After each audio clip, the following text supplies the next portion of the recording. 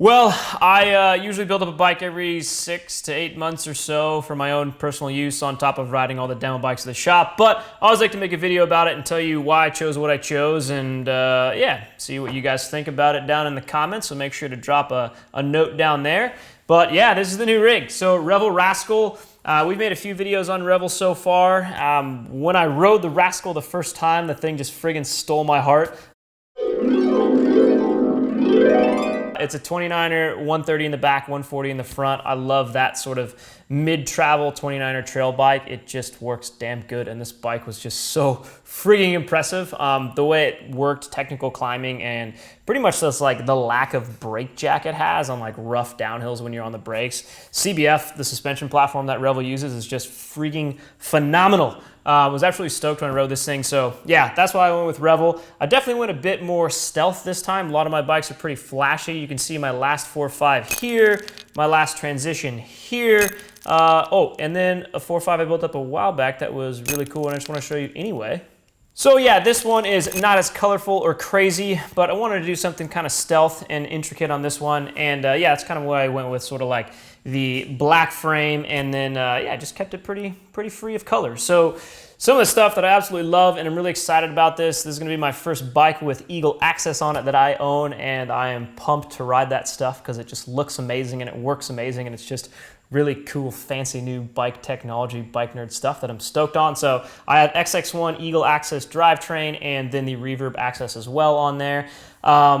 Yes, I went with the Rock Shock, Super Deluxe rear shock, Pike Ultimate fork. I love those things. That actually is a suspension setup that comes stock on these Revel Rascal X01 builds. And when I rode our demo bike first, that suspension platform, with that suspension, I was just pumped on. So stoked on that. So yeah, that's why I went with there. And then yeah, I did Truvative bar and stem, the Descendant stuff. I love the look of that stuff. And when I was doing a bunch of handlebar testing with the 1UP stuff, I did really kind of like these. I thought it was like this perfect middle ground between not a ton of compliance, but not super stiff, which kind of made sense for a trail bike where I don't want it too compliant like I would on a downhill bike, but I don't want it crazy stiff like I would on an XC bike. That's a whole nother conversation. But if you haven't seen that 1UP video, check that out. Of course, went with Industry 9 wheels. Absolutely love i9 wheels. I've been talking about them for a long time because they've been my all-time favorites. Pretty much, man, forever ago. Forever.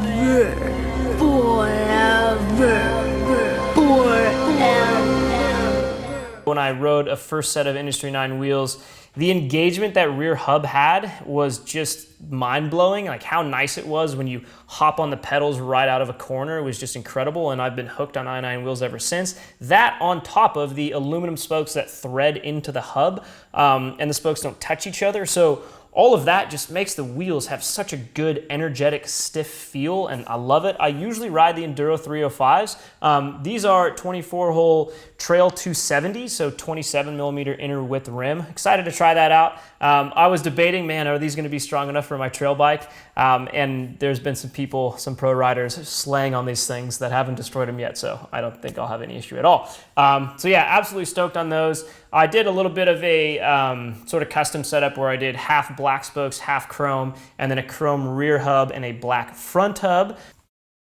As for brakes with this thing, I love SRAM brakes. I really think they have a good feel in terms of modulation, and kind of what I'm really addicted to is their whole contact point adjustment, which is how far that lever is gonna, have free throw before it engages, and SRAMs of all brands out there seems to just work the best on that. So G2 Ultimate brakes with the custom beautiful little rainbow bolts. That's pretty cool. That's pretty cool. Good. Those G2 Ultimates are strapped to 180mm centerline two-piece rotors. I love two-piece rotors. I just feel like they never bend, or at least bend way less. They're just always way straighter. There is some weight savings to them and some heat reasons behind them, because that carrier in the aluminum, carrier in the center is aluminum and absorbs heat better. But I like them because I hate my brakes rubbing, and I feel like two-piece rotor just doesn't bend. So yeah, that's why I went with those. Let's see, what's up next? Headset. So I have the new Cane Creek Hellbender 70.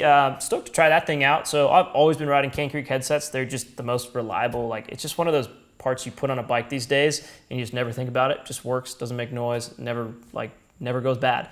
I'm usually running 110s or 40s. The 70 is sort of the thing to bridge the gap between those two, and love the look of the thing, so excited to try that thing out. But again, it's probably a Cane Creek headset, and I'll put it on, it'll work perfectly, and I'll never think about it the rest of my life. Tires, I kind of have my normal tire setup, but I'm gonna change it. So the tire setup I always run on trail bikes is a Maxxis Minion DHR2 2.4 in the front, and then a Maxxis Rekon 2.4 in the back. This is my favorite setup. However, right after this bike got built, the new Maxxis Dissector tire came out, so we made a video on it. Go check that out. That thing looks amazing. They make it in a EXO casing 2924, and it's actually lighter than this 2924, and I snagged one for myself, and I'm going to swap it out so I can try that new Dissector because it looks amazing, and I'm stoked to do that. So yeah, still kind of addicted to Maxxis tires. I do flop back between WTB here and there as well, but yeah, I just can't get off Maxxis tires. It just works so damn good. I think a lot of people know that.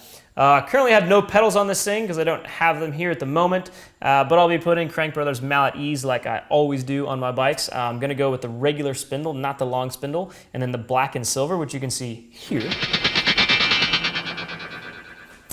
As for the saddle, I went with a Physique Aliante R1. I'm not super particular on saddles. I don't really have any issues with butt pain or other area pain.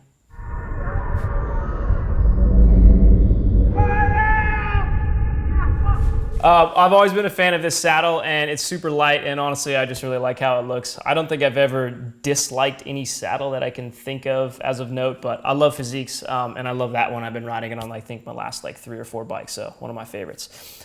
Grips, ODI, Elite Pro. I love those things. I like how they have sort of a flange on the end to make it feel like your hands aren't going to fall off the bars, and I love the padding on the top of the grip. Sort of just helps with like hand fatigue. I used to ride Ruffians all the time, but then I tried these, and it took a little bit to get used to them being a little thicker, but once I did, I felt like I had way less hand fatigue, especially on like bike trips where I'm riding a lot of miles, 4 or 5 days in a row. Little details. 170 mil cranks. I think that every trail bike should have 170 mil cranks. I think 175 is too long and hits the ground way too often. I will be running crank boots because I still do hit my pedals on the ground here and there because I like doing technical climbing and smashing my feet into things.